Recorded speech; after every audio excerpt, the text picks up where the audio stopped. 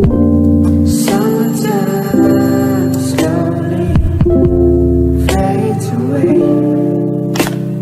Hello, welcome back to our channel. Today's video is a little Q&A. We're in the line for In-N-Out right now, and we're gonna get ourselves some yummy In-N-Out and sort of just reintroduce ourselves and answer some of your questions that you put in on Instagram. So go follow us on Instagram if you want to be a part of our next Q&A, or if you have any other questions. And also you can comment down below any questions on this video and we'll answer them. Tell us about yourselves, your family, origins, your school, and your faith. So just to kind of introduce ourselves for anyone who's new here. We're 17. We are Catholic. We have 10 siblings, and we're homeschooled. We just graduated junior year, so we're going into senior year, and yeah, that's like the main things about us. We are Irish and also like Mexican. Our mom is a mix, so like Peruvian, all these different things. Yeah, so that's our origin. And what did I want to say? I forgot. Okay, next question.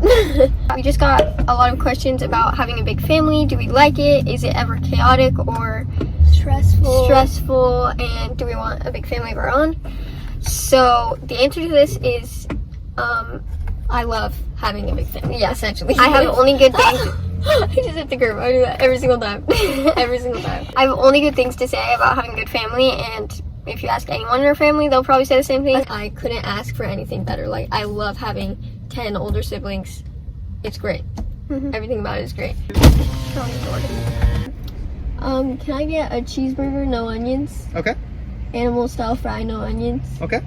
And 2 chocolate shakes. Okay. And that's it. For the cart here to go. To go, please. Cheeseburger, no onion. Animal fry, no onion. 2 chocolate shakes. 15-16 per swindle, please. Thank you.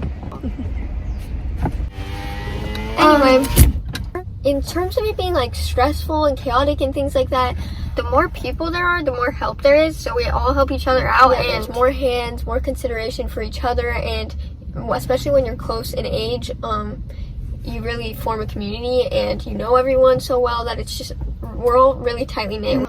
And I feel like the more people there is, the more community there is. You just always have people to hang out with, and it's just the best thing ever. Yeah, it's like fostering the best friend group you could ever imagine, times 1,000. Yeah, it really is just your best friends. We're so honest with each other, and it's just such a gift. And on here it says, so how do y'all do it?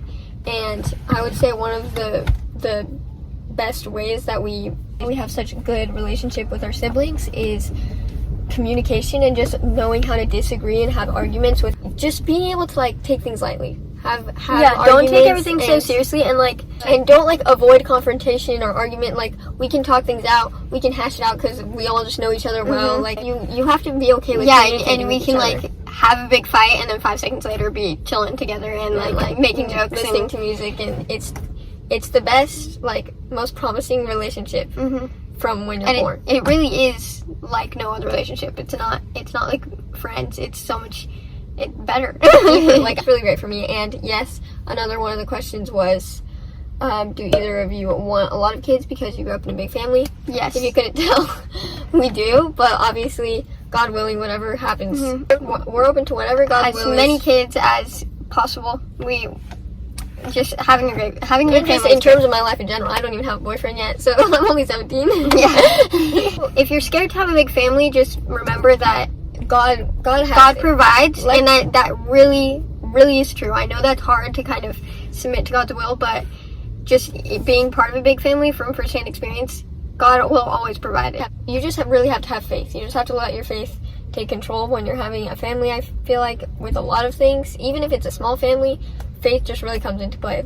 So like, you just have to let go, let God grow your family. And even watching our older sister, she has almost 4 kids, and they're so close in age. You can see the community already fostering, and it's so wholesome. And so even just seeing these little see babies play together and have this relationship that's like no other, from when they're literally 2 and 1 and 0. It's just like you can see God's hand in it. Like, it's not all you. It's God making these kids so close. So you don't have to be afraid of things like that, because I feel like it's good, and if it's God's will, he'll he'll provide. One of the questions was, how old were you when you became aunts? We were 14, I think. So when Dee was born, we were 14, which is crazy because our oldest sister was 15 when we were born. So I'm closer in age to my nephew than my oldest sister is to me. And we're basically same age difference as siblings to our nieces and nephews, and it's so great. It's honestly a fulfilled dream of mine because I've always wanted a little sibling, and now I get all my nieces and nephews at such a young age. It's so fun to go over to their house. I wish we have more than just the 3 that we show in our videos, but a lot of them live far away. So I wish we lived closer to them. That's like a huge bummer when they're not close, but it's fun. We can still FaceTime, and it's just so fun having babies in the family really just adds so much love. It literally unlocks a chamber of my heart. Different level of love. And it's true. They are the closest things we have to have in there. They're like little angels. Little cherubs. And just watching them grow up is like so fun and so happy, and it just fills me with joy. You ever feel like you're missing out because you're homeschooled? Not really, to be honest. I have always been really content just hanging out with my siblings, chilling with my siblings, being kind of like a homebody.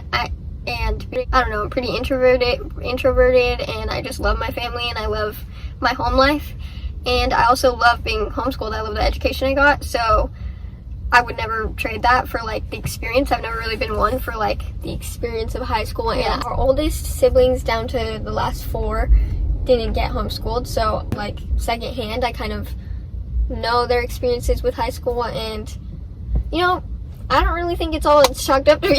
Yeah, to be honest, I don't miss going like to dances and stuff like that.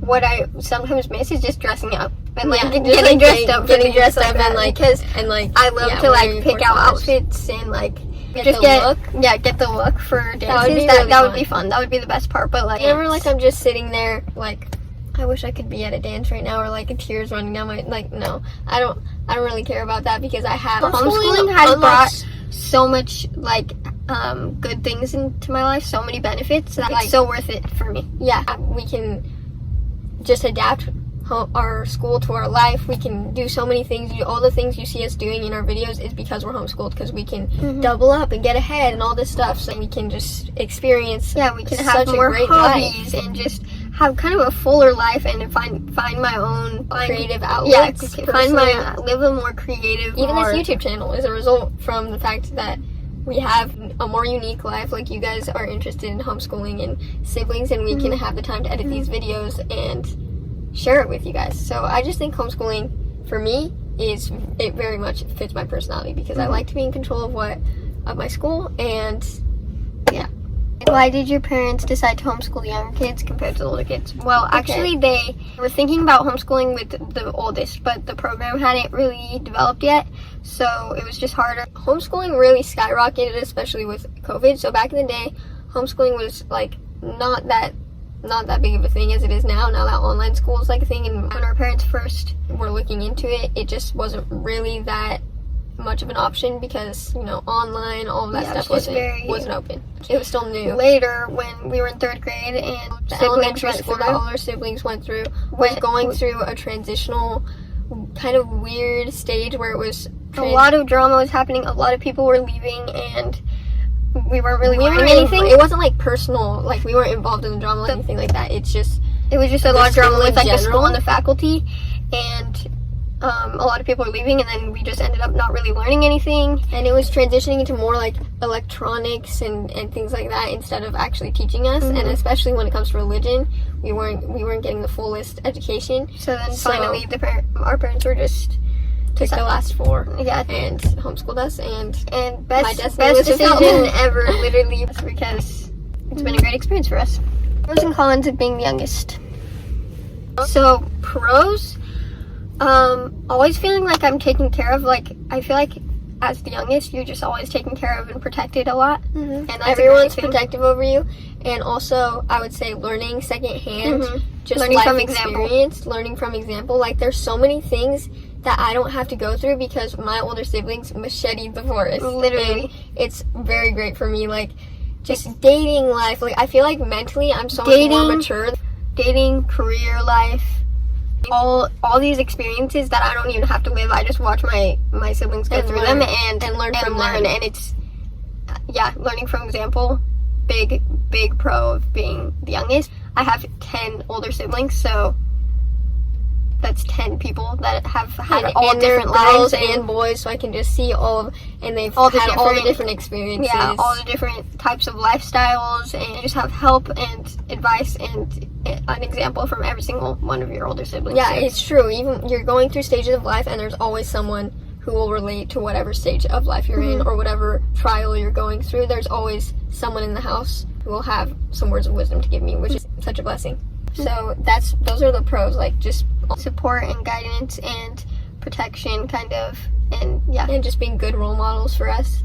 And then the biggest con for me is the fact that we're the youngest, so we have to watch everyone leave. Yeah, watching everyone move on and move out. I actually saw a TikTok about this recently that's like, why does no one talk about being the youngest empty nester? Like, it's so sad. It is like that. It's like everyone's leaving all of a sudden, they're getting married, and like you're happy for them. And and it's just so much change always. Yeah, and I am not a change person. Everything is constantly changing as the youngest ever since the first person got married in our family and everyone started moving out. It's just like changing. You're watching everyone go, like, actually pursue their vocations and go into their own lives and kind of move on. And like, it's fun to watch them and like and be part of it, but it's also sad because you always have to be saying bye to someone and saying bye to parts of your life. That stage of our life is over. Now we only have 5 people in the house. Now we only have 4. Like, it's just going down, and you're always having to adapt to the new change, especially for us because we are not creatures of change. I'm a very much creature of habit, so I get really attached to my life, and then it gets really sad. You could say this as a con is like, it's kind of hard to become more independent. Like, I feel like when you're in the middle or even when you're the oldest, you definitely are just forced into independence and like maturity. When you're the youngest, as we said, you always have all this protection and guidance, so that you really have to like make an effort to kind of physically mature ourselves and like make ourselves independent, and it can be hard because you're the youngest and you're just used to being like the youngest, being driven around, being passenger princesses. And then you kind of have to step out of your comfort zone to mature and grow up. Do either of you struggle with finding your own identity? I'm a twin and I do. Yes. Us being a twin is unlike anything that you can imagine. It's a different kind of relationship, and having a built-in best friend, we do everything together and we do everything the same, so we can literally read each other's minds. Yeah, it's like, basically like we have telepathy because we have all the same experiences. So our reactions to certain situations are the same. So then we'll kind of be thinking the same thoughts, and we can like bring it up later and be like, I know you were thinking this. It's just like a nice best always having someone to relate to, always having a companion. Like, being able to drive places is so great. I don't know, I need side view mirrors because I have Bella. Yeah, and like we only have to drive half the distance because we always drive. She drives there and I drive back. So it's like, having a twin is just a great thing, and it's so special and it's such a gift. However, there is the struggle of like comparison and finding your individuality, especially with us because we do everything so similarly. There sometimes can be some like friction with that, where you're just like, am I doing enough? Like, are we the same? Are we at this like pace and everything? Like, when I started having seizures and she didn't, like it really kind of freaks you up. You're like, okay, this is getting weird. But you know, all that kind of stuff, you just leave it to God. Like, He'll help me find myself, and especially if being a twin is like God chose that position for you and that kind of role that you have to play, so He'll help you in fulfilling your role and being good at it, and it's something that every person, even not twins, has to learn, is just being good individual. Do you have a cheeseburger, no onion, animal fry with no milk, onion, and 2 chocolate shakes today? Yes, it's 15.16, please. Is your seat, you can pull up ahead, please. Thank you. Questions today? No, thank you. You got it.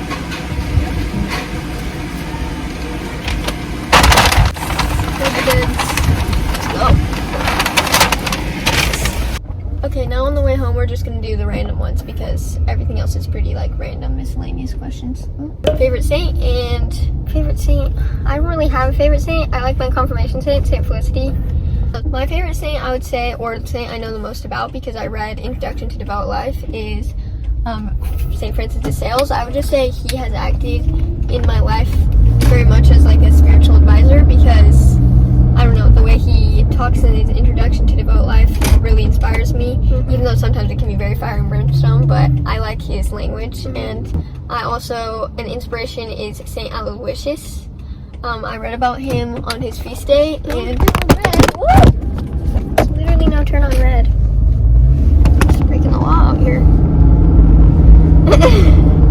So yeah, Saint Aloysius basically just has a very inspiring story because he seems to be someone who had a very strong feeling towards purity, and I have that kind of feeling of just like I just like wholesomeness and purity in the world. And then he died when he was really young. He just did a lot of mortification. Like, when I read about him, he really inspired me. And in our lives, you really care about avoiding any occasion of sin and protecting our innocence, and especially when it comes to valuing innocence and wholesome life. It's something that's definitely getting lost in this day and age, and I'm really like on my guard about that kind of stuff, and I can get really heated about it. So I like Saint Aloysius because he's really about just like purity and innocence, and his self-denial sort of like life really is inspiring. And I do like to practice like little mortifications in my life. Obviously not saint level, I'm not saying that. But then favorite non-Christian author. Favorite for me, Lucy Maud Montgomery, all the way. I just love the way she describes nature and life, and she just romanticizes life. And I've been reading her books like kind of slowly dispersed throughout my life, and she just always inspires me. Janet Oak, she pretty much writes Christian novels, but they're novels. So if you're asking like my favorite fiction author, that would probably be it. But even her, like, I'm kind of growing out of her writing because I read a lot of her series and it can get a little bit cliche. But I also like Ellen Montgomery, and yeah, I don't really have a favorite author. I just read whatever. Top 3 favorite films. Oh, okay. We had a telepathy moment where we decided this on the way. Number 1, obviously Star Wars Revenge of the Sith. That one's probably never gonna go down for me. Classic. Absolute classic. Absolute cinematic masterpiece. I could talk about it all day. My passion about this movie was just not here with camera. The second one is Tangled. Love Best Disney Princess. Just watched that with Deegan. He was enthralled. He was absolutely enthralled. We just went to Disneyland to watch the live play, and it's just a beautiful movie. We talk about all of our favorite movies in our top 10s, which you guys should go watch. We have 2 top 10 favorite videos. And then our third one, and one of the best ones ever, is Tron Legacy. Great movie. Such a good movie. I can watch this any time of the day. I'm always in the mood to watch Tron Legacy because it has everything in it. It has romance, it has full circle moments, it has superhero aspects. Everything about it is cinematic. Sacrifice. We've got all the elements here that I love, and it's like every single good superhero put into one. If the MCU had Tron, it would be its saving over for DCU. Like, Batman wouldn't even stand a chance against Tron Legacy. Honestly. Brennan said, what's the best part about a typical Disney day? Best part of a typical Disney day? I don't know, just the vibes. Yeah, it's just the vibes. Like, as soon as you step in, it's the vibes. Music, the smells, the food, rides. My favorite part is California Adventure. I have to say, I like California Adventure a lot better than Disneyland itself. Better than Disneyland, let's be honest. Because I love Pixar Pier. That's also one of my favorite parts. Oh, yeah. Let's say that as our definite answer. Pixar Pier and Incredicoaster in general is such vibes. Just the lights when it's like lights at night. Top of your bucket list, did we already say that? Oh, no, we didn't. Top of my bucket list, I decided just from this question, is to go to the Swiss Alps. I've always wanted to do that. I've read so many books where they go to the Swiss Alps or live there or something, and it just seems so like romantic and pretty and magical, and I want to go there. Also, they have a passion play that they do every 10 years. That would be awesome to see at some point in my life. One of my unrealistic ones is get a good car, okay, rent a car or something, a good driver, probably not me, and do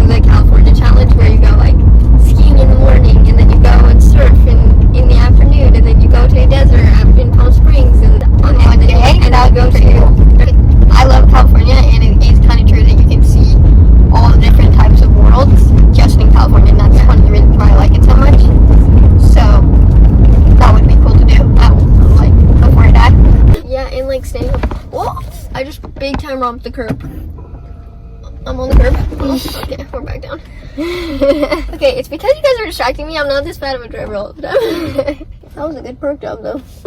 Fun plans for summer, you're gonna have to stay tuned for that because we'll make bucket list videos are coming. Also vlogs are coming, more vlogs, so just stay tuned, subscribe. Also, if you want some ideas, go watch our last year's videos. And if you're watching this and you're not subscribed, please, please, please subscribe. We're trying to build this. We appreciate every single one of you. So, thanks for watching. Subscribe, comment, like, and come back for more. I'm ready to have this shit in and out. Summertime slowly fades away.